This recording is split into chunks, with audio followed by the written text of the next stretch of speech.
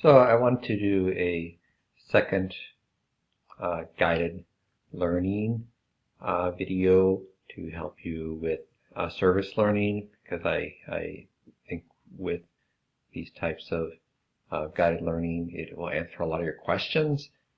Even though I may have provided it in written form, I think hearing it from me can be very helpful for you as you complete this learning activity. So these are questions that often come up about service learning. So just to reiterate that what was done for service learning in the past doesn't count. This is fresh. This is beginning now. So prior service learning does not count. I've already answered the question about the number of hours. As far as knowing more information about your presentation, I really want you to wait and to put those questions in the parking lot right now. That's over a year from now. So I think you may be certainly asking yourself, well, what's the end product going to look like? Well, you need to start with the product first, and the product now is, the process is selecting a service learning project. And I'm giving you some guidelines right now. I can tell you that certainly what you'll be doing in your service learning presentation is capturing and tying in the standards of ethical conduct for the PTA, which you have learned just a few weeks ago in this course.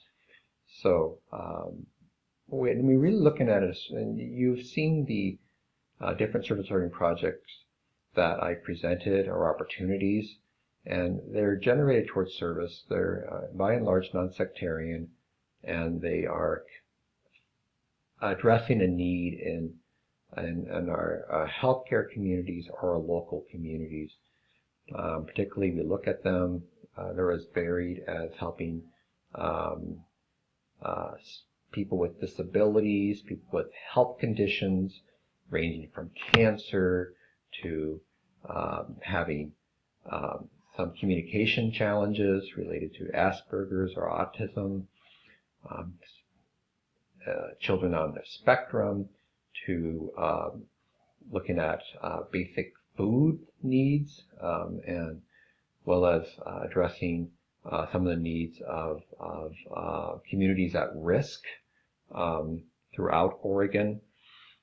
And so that is what the community that is what the addressing the need is, and this is your opportunity to really look at providing, being representative of physical therapy, not only as a student of physical therapy, but also someone who advocates for physical therapy, and to carry that professionalism with you when you provide service learning. And I highly encourage you to wear your name tags as Lane PTA students when you are providing service learning. So we have so many good opportunities. I really want to encourage you to pause before you discount what opportunities are available. If you're going to come up with your own service learning project, I'm going to question you and just ask, why, are there any out there that have already been vetted or that are secure service learning opportunities? Why are none of those going to work for you? And if you can come up with some really good reasons, then I'm fine with it, as long as it meets the criteria of being a service learning opportunity or project that is very open in terms of who's receiving the support. In other words, that I don't want it to be one that only a small minority of people that belong to a specific creed or demographic. I want it to be somewhat broad, and that's a way of saying, those that have a problem should be able to come and receive services, and that's what service learning is all about. Whether they have cancer, whether they lack food security. So this one that someone did before, and I thought it was fine. They helped out at a local food shelter that was collaborative. It was sponsored by some local churches, and that they were involved with one, and anyone that was in need of food could come get food. and the food drive, right? And people got food, and food was collected, and it was for anybody in need. Great, that works. So again, look and see what's offered, and I really want you to spend some time looking at them. This is about really reaching out of your comfort zone. So if you are already involved in a service organization, that's wonderful. But here's an opportunity to stretch out a little bit and work with a classmate. And that's the beauty of the service learning projects, is that you're really working with your peers. And some of the stronger opportunities, or at least in terms of stronger service learning projects, have been when students work collaborative in groups of 2, 3, and sometimes 4, providing help for a specific community in need. So here's just some questions. I think we've already kind of answered a few of them.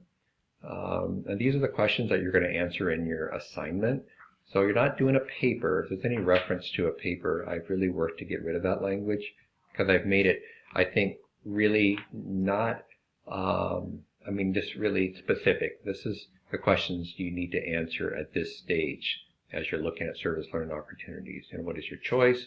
What is your second one if the first one falls through?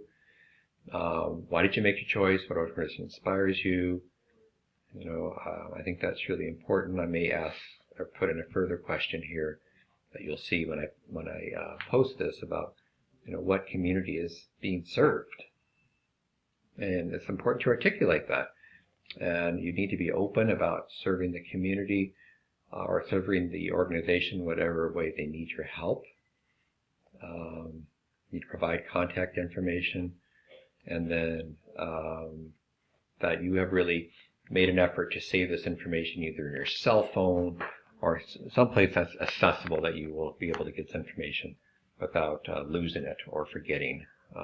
And so if you look at the assignment in Moodle, here it is, and you have 3 hours just to go in here and type in your answers. You can copy and paste them a document, it's fine, and you can see how it's scored. And it's a pretty low stakes assignment, but it is one that I'll be reviewing and assigning a grade.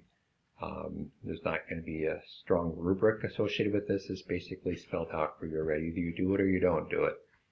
And if you don't specifically address the questions, then that's, of course, a problem. All right, that's enough for now. Look forward to seeing your assignments once they're submitted. And I'll be available Monday, Tuesday, Wednesday of next week, or Thanksgiving week, to answer questions, but I'll be popping in online a bit on Saturday too, before it's due at 8 o'clock that evening.